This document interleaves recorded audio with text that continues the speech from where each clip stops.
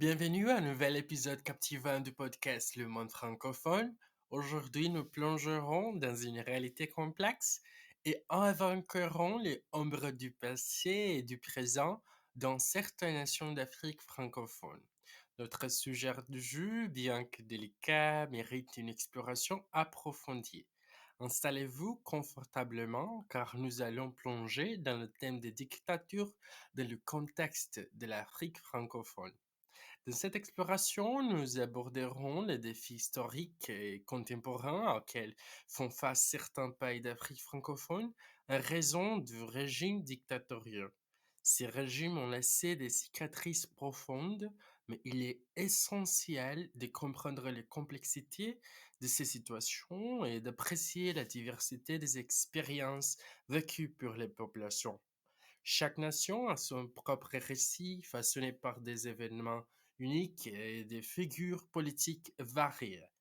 En plonge dans ces histoires, nous espérons saisir les nuances et les dynamiques complexes qui caractérisent les luttes pour la démocratie et le droit de l'homme dans cette région du monde.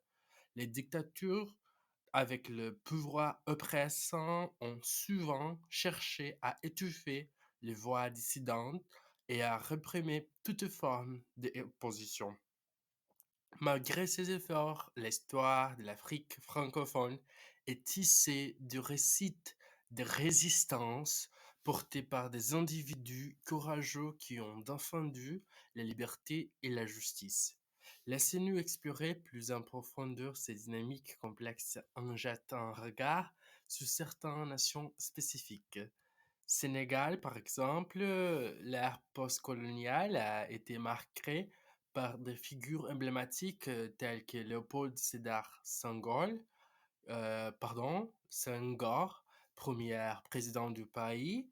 Bien que Senghor ait été critiqué pour certaines pratiques autoritaires, le Sénégal a su évoluer vers une démocratie plus ouverte. Cependant, les défis persistent, mettent en lumière la nécessité de maintenir une vigilance constante. Côte d'Ivoire, l'histoire récente de la Côte d'Ivoire est également complexe, avec des périodes de stabilité suivies des conflits politiques. Le pays a connu d'un régime autoritaire, mais de mouvements citoyens et des artistes engagés en jouent un rôle crucial dans la promotion de la démocratie. Des voix telles que celle de Tiken Jean Fakoly, artiste reggae ivoirien, se sont élevées contre l'oppression. Le Cameroun, dirigé par Paul Biya depuis de nombreuses décennies, a été confronté à des critiques constantes pour son leadership autoritaire. La résistance s'exprime à travers des groupes de la société civile et des artistes comme Vassero, un rappeur engagé qui utilise sa musique pour dénoncer l'injustice et appeler à la démocratie. Bien que la Tunisie ne soit pas un pays d'Afrique francophone, son histoire récente mérite une mention aussi.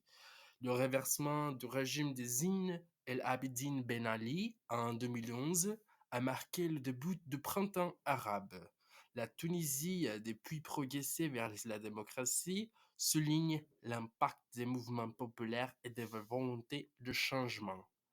Cependant, malgré ces exemples de résilience, il est essentiel de ne pas perdre de vue les défis persistants. Certains pays, tels que le Burkina Faso, font face à des défis démocratiques continus. La compréhension de ces nuances est un appel à l'action, incite à une solidarité mondiale en faveur de la justice et de la démocratie. Les artistes, écrivains et activistes continuent d'être des acteurs sciés dans ces dialogues. En République démocratique du Congo, les œuvres de romancier Alain Mambakou reflètent les luttes et les triomphes du peuple. Au Mali, le musicien Salif Keita, malgré les menaces, a utilisé sa musique pour promouvoir la paix et la démocratie. En explore ces aspects, nous souhaitons encourager une réflexion approfondie et nuancée sur les dictatures en Afrique francophone. La créativité devient un moyen puissant de résistance face à l'oppression Et ces exemples inspirent, démontrent que même dans le moment le plus sombre, la lumière de la liberté peut briller. Merci de vous joindre à nous dans cette exploration délicate mais essentielle du contexte politique de l'Afrique francophone. Comprendre ces nuances est un premier pas vers un dialogue constructif et une solidarité mondiale. Restez à l'écoute pour plus d'explorations fascinantes dans le monde francophone. À bientôt et bonne année 2024.